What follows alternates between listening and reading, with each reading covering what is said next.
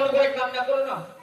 আমিও বুঝতে পারিনি আমার এই বর্ষির বাড়ি লাগে তোমার এই মাটির কলস ভেঙে যাবে।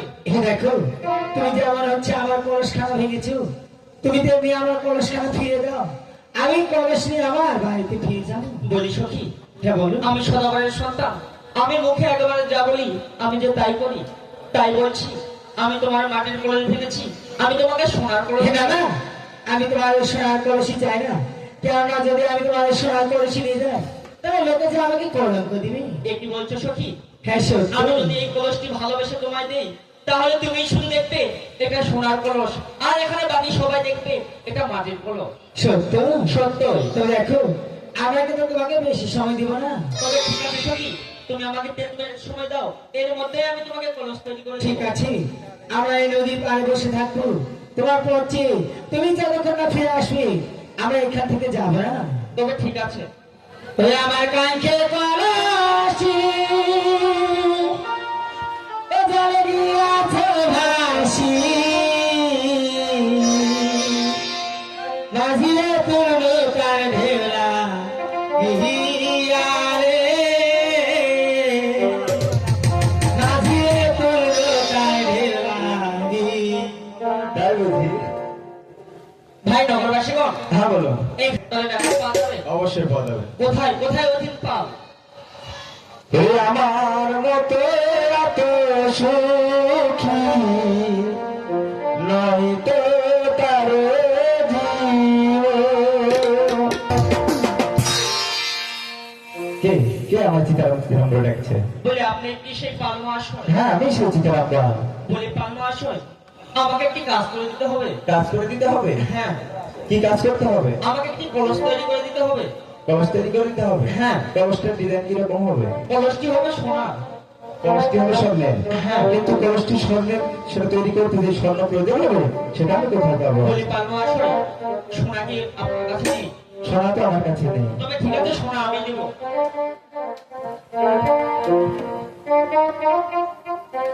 বলি পালমা আসয়, হ্যাঁ বলো। এটা অনেক দামি সোনা, তাই বলছি কলসটি সাবধানে তৈরি করবেন, আর কলসে কিছু কাজ করতে হবে।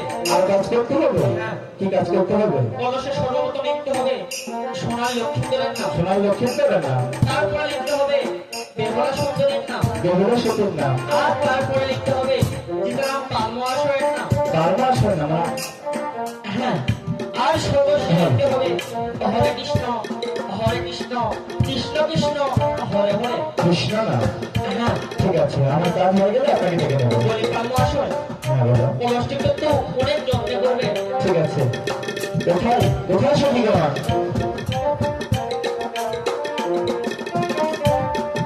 কি আছে স্বামী? আরে তুমি সকালে যে ধরতে ধরতে চলে যাচ্ছ। আরে একটা কাজ পেয়েছি তো, কি কাজ? একটা কলস তৈরি করে দিতে হবে। ও তাই? হ্যাঁ তুমি চান করে দাও, আমরা বানাচ্ছি। ঠিক আছে। ও কি কুমা ও মায়ারা কলসিরানায়,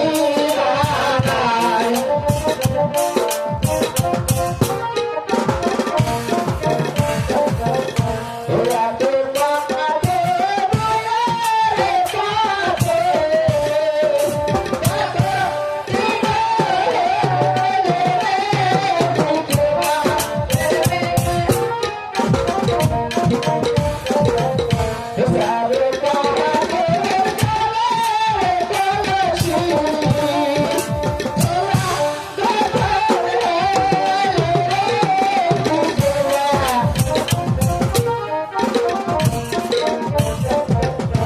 কত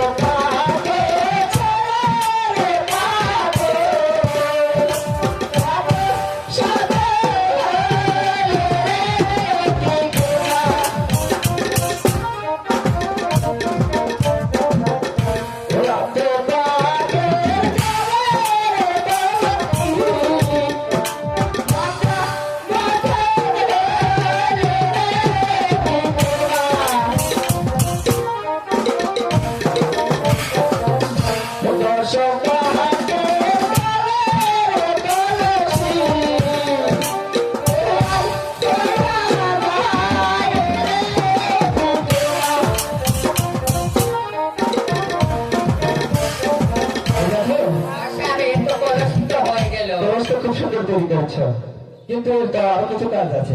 কি স্বামী আর কি? এখানে নাম লিখতে হবে। তাই তাহলে তুমি লেখো। আরে প্রথম এলে তুই আমার নাম সোনার রেখে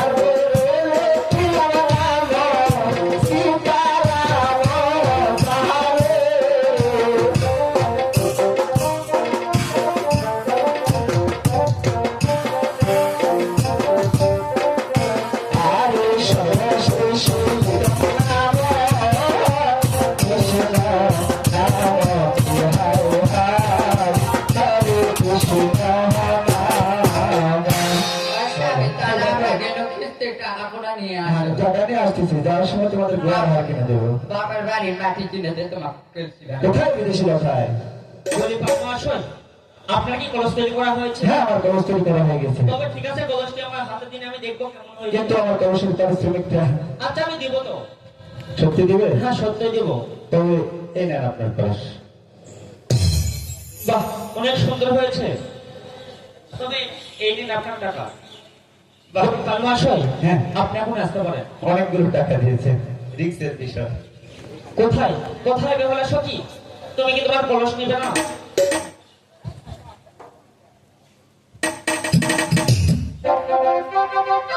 তুমি কলস দিতে আবার কোন কলস খাবো ফিরে নিবি?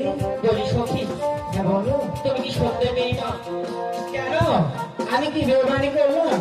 আমি তোমাকে ভালোবেসে সোনার কলস দিচ্ছি, আর তুমি কলস দিচ্ছ, তুমি আমাকে কিছু দিবে না? ও তাই? হে দেখো, তুমি আমার কলস ভেঙেছো, তাও আমার কলস তুমি ফিরে দিবি? এটা আমি দেওয়ার কি কথা আছে? তবে ঠিক আছে, তুমি আমাকে কিছু দেবে না? হে দেখো, দিবার মতো আমার কাছে কিছু নেই, আর আমি তোমাকে কিভাবে দিতে পারি? তবে ঠিক আছে, এই নাও তোমার কলস। বলি সখী, হ্যাঁ বলো।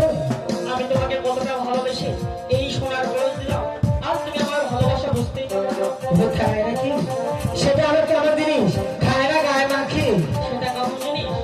হ্যাঁ, তুমি যদি আমার ভালোবাসা না বুঝো, তাহলে আমি পাগল হয়ে এই পথে পথে ঘুরবো সখী। তাই নাকি? আচ্ছা কেমন তুমি পাগল হবি একটু আমিও দেখি। ওই আমি পাগল দেওয়ানা হয়েছি, তাই নাকি? ওই বেহুলার প্রেমে আমি পড়েছি। দেহ মন প্রাণ সঁপে দিয়েছি, দেহ মন প্রাণ সঁপে দিয়েছি পাগল, ওই আমি পাগল দেওয়ানা হয়েছি। বেহুলার প্রেমে আমি পড়েছি, পাগল দেওয়ানা হয়েছি, বেহুলার প্রেমে আমি পড়েছি।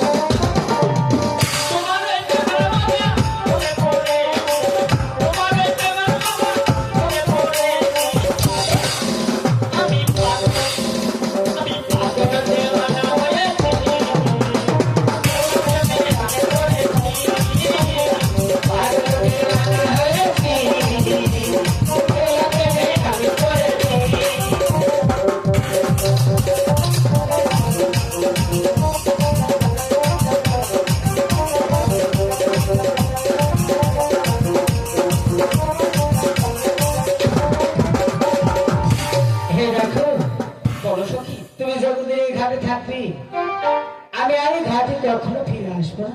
তবে ঠিক আছে সখী, আমিও দেখতে চাই তোমার এই মনে অহংকার কতক্ষণ। ও তাই নাকি? আমিও দেখতে চাই তুমি কেমন পুরুষ, কিভাবে আমাকে নিয়ে আসতে পারো আমার তোমার কাছে। আমিও তোমাকে দেখাবো আমি সত্যি আসলে পুরুষ। ভাই নগরবাসী গো, এখানে কোনো ভুলে মিলে হবে রে তাই ডাকলে পাওয়া যাবে? তার নাম কি? আয়ামলি কোথায় সেই নাম শুনে? আরে বাবা ঘুরে ফিরে খালি হামাকি ডাকছে তবে ঠিক আছে, আপনাকে এই গ্রামে গ্রামে ঢোল কিনতে হবে আর বলতে হবে সোনার লক্ষ্মীন্দর এখানে একটি নয়া বাদ, কোথায় বাজারটা লাগবে এই তেজের মাঝখানে। তেলের মাঝখানে হ্যাঁ। সে বাজার কি কি পাওয়া যাবে এই বাজারে পাওয়া যাবে আলতা, ফিতা, চৌনক, পাউডার এবং মেয়েদের ইত্যাদি ইত্যাদি জিনিস।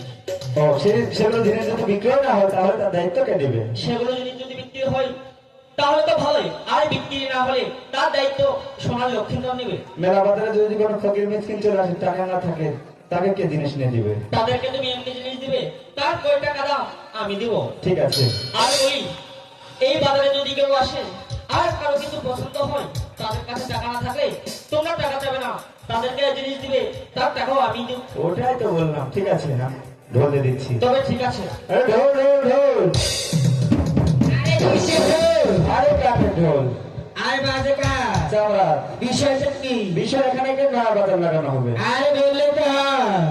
সে বাজারে কি কি পাওয়া যাবে জানো কি কি পাওয়া যাবে? এই হাঁসা বটি চনো পাউডার ইলিশ মাছ আরো ইত্যাদি ইত্যাদি ও তাই নাকি? হ্যাঁ আচ্ছা এই বাজার কি হচ্ছে মনে মতো মানুষ পাওয়া যায় না? মনের মতো মানুষ মানে আমার স্বামী থাকতে আর প্রয়োজন কি ও তা সত্যি? আরে ঢোল ঢোল ঢোল